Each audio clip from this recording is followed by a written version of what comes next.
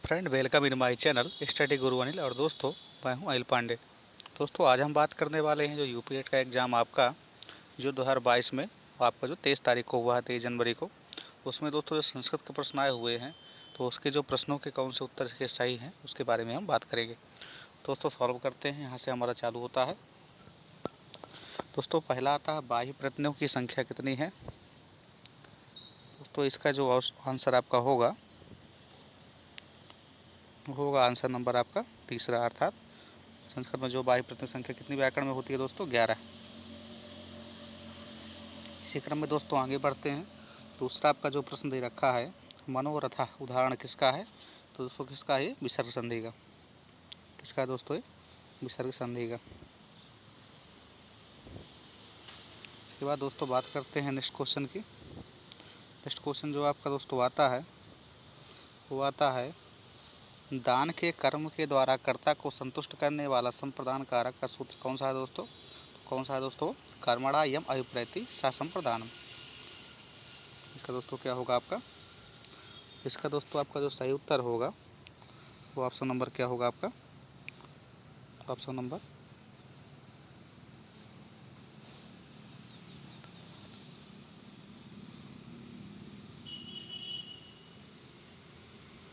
इसका दोस्तों होगा ऑप्शन नंबर आपका 4, कर्मणा यम अभिप्रैति सा संप्रदानम। इसके बाद दोस्तों बात करते हैं नेक्स्ट क्वेश्चन की। नेक्स्ट क्वेश्चन दोस्तों जो आपका हुआ है, अंतस्थ वर्ण है कौन। अंतस्थ वर्ण कौन से हैं।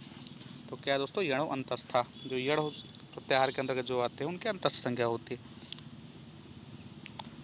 तो कौन कौन से दोस्तों हो गए, यावा राला। यण प्रत्याहार के अंतर्गत कौन से आते हैं, यावा राला।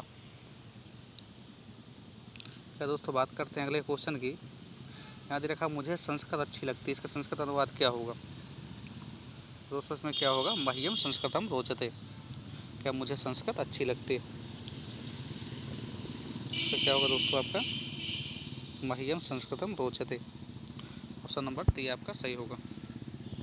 इसके बाद दोस्तों नेक्स्ट क्वेश्चन की बात करते हैं। नेक्स्ट क्वेश्चन आपका आया हुआ है, शिशु मोदकाय रोदिति। शिशु क्या है, मोदक के लिए रोता है। तो दोस्तों आपका जो सही इसका उत्तर होगा कौन सा होगा,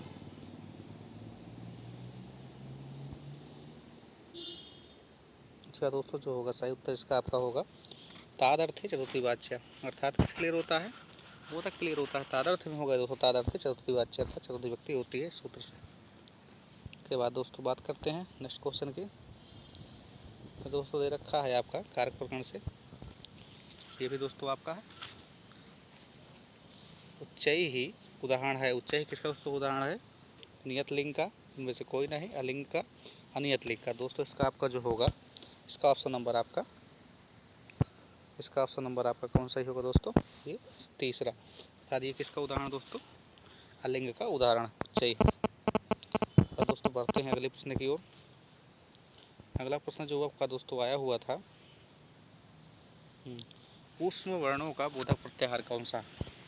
तो ऊष्म वर्ण दोस्तों कौन कौन से आते हैं, सल जो प्रत्याहार के अंतर्गत आते हैं, ठीक है, उसमें संज्ञा होती है साल उष्माड़ा। सल ये प्रत्याहार दोस्तों आपका चौथा इसका सही हो जाएगा। उसके बाद बात करते हैं नेक्स्ट क्वेश्चन की। पठानी रूप है दोस्तों, किसका रूप है आपका, जो दोस्तों ये आपका पठानी रूप दे रखा है, ये आपका पठ धातु का दोस्तों लोट लकार और आपका उत्तम पुरुष एक वचन का रूप है। पठानी, पठाओ, पठाम। दोस्तों बात करते हैं नेक्स्ट क्वेश्चन की। नेक्स्ट क्वेश्चन आपका दोस्तों आया हुआ, छा किसके संयोग से मिलकर के बनता है। छा मिलकर के बनता है, किसके संयोग से बनता है दोस्तों, क्या बनता है इसमें आपका, इसमें क्या होगा, का होगा और मूर्धन्य सकार, का सा संयोग छा।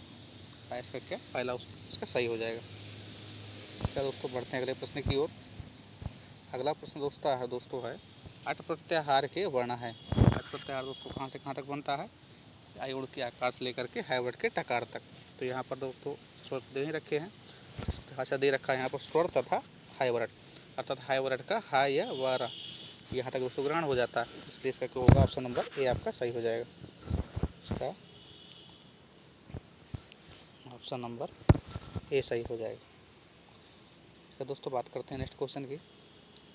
कारकः में यदि प्रकृतिकृत तो प्रत्यय कौन सा होगा। दोस्तों इसमें क्या होता है, कारकः में क्रिया धातु से अणावल त्रिचौ सूत्र से क्या अणावल प्रत्यय होता है। योर नाको सूत्र से क्या दोस्तों भूख स्थान पे आकादेश हो जाता है। क्या दोस्तों यहाँ रूप बनता है, कार का रूप बनता है। तो यहाँ पर दोस्तों क्या रणवल प्रत्यय हो जाएगा। तो दोस्तों बात करते हैं नेक्स्ट क्वेश्चन की। नेक्स्ट क्वेश्चन दोस्तों आपका आया हुआ है, कौन सा है दोस्तों, अव्यय भाव समास का उदाहरण है। दोस्तों अव्यय भाव का उदाहरण कौन सा आता है, अधिहरि। कौन सा आता है, अधिहरि। तो बात करते हैं दोस्तों नेक्स्ट क्वेश्चन की। निम्न में चतुर्विंशति सहस्त्री संहिता के नाम किसको जाना था, अर्थात चतुर्विंशति सहस्त्र 24,000 श्लोक किसमें है दोस्तों, आपके रामायण में, इसलिए इसको क्या कहा जाता है, चतुर्विंशति सहस्त्री भी इसको कहा जाता है। इसका क्या हो जाएगा दोस्तों, ऑप्शन नंबर ए सही हो जाएगा। बढ़ते हैं दोस्तों अगले प्रश्न की ओर। इनमें से कौन संयुक्त व्यंजन है। तो संयुक्त व्यंजन की यदि बात करें, इसमें क्या है, खा आपका स्वतंत्र है, भा भी आपका स्वतंत्र है, झा भी स्वतंत्र है। तो जो आपका दोस्तों संयुक्त व्यंजन है कौन सा है दोस्तों, ज्ञा। जा अय्या आप संयोग से दोस्तों ज्ञा बनता है। इसका सही होगा, इसका दोस्तों सही आपका हो जाएगा ऑप्शन नंबर 4। इसी क्रम में दोस्तों आगे बात करते हैं अगले प्रश्न की। क्या हुआ था, मैं ऐसा मानता हूँ का अनुवाद दोस्तों संस्कृत में क्या होगा। दोस्तों इसका जो अनुवाद होगा आपका होगा दोस्तों अहम एवं मन्य, अर्थात चौथा नंबर आपका सही होगा।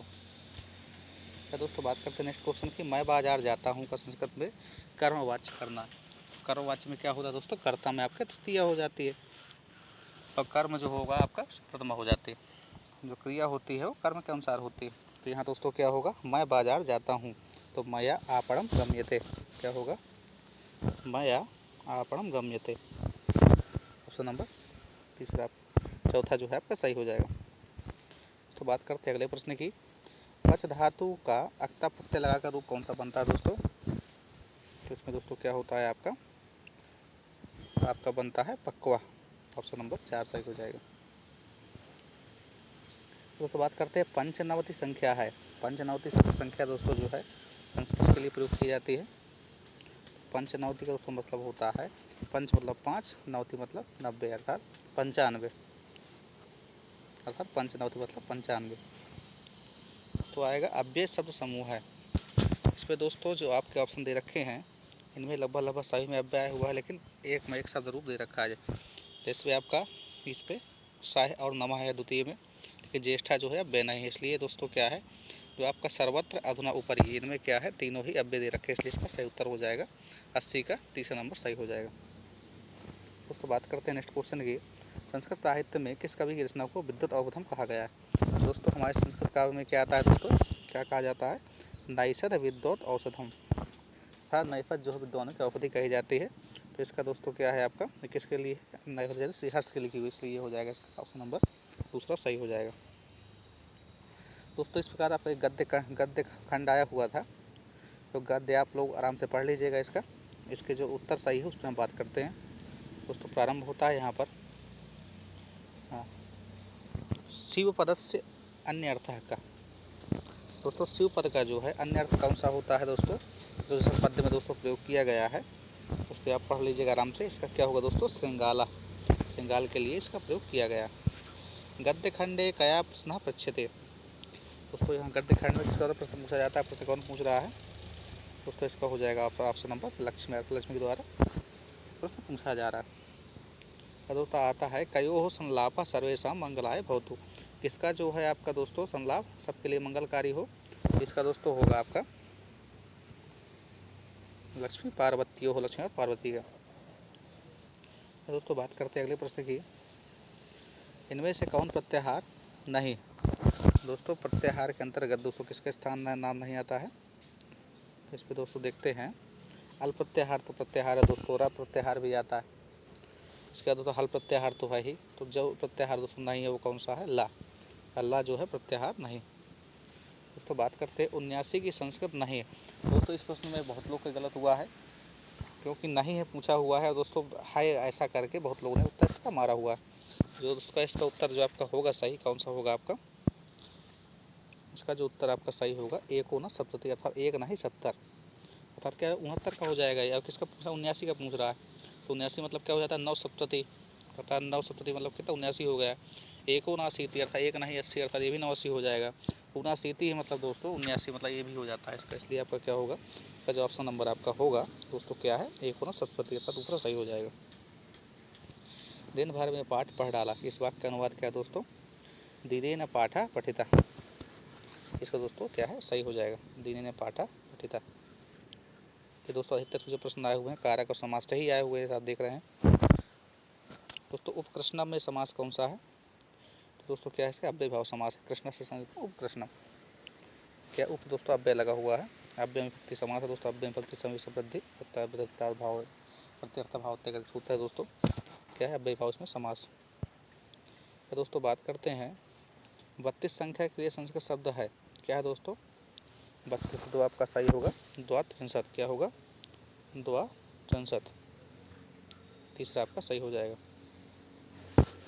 क्या दोस्तों आया हुआ है प्रश्न, पति शब्द का सप्तमी एक वचन रूप क्या होगा।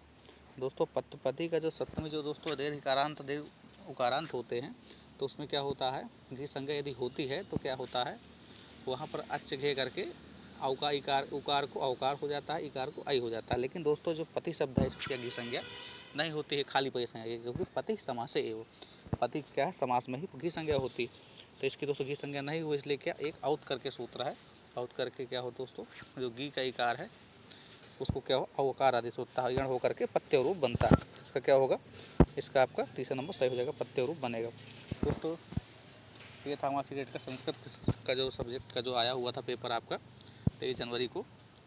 दोस्तों इसी प्रकार के शिक्षा संबंधी वीडियो पाने के लिए हमारे चैनल स्टडी गुरु को सब्सक्राइब करिए। धन्यवाद।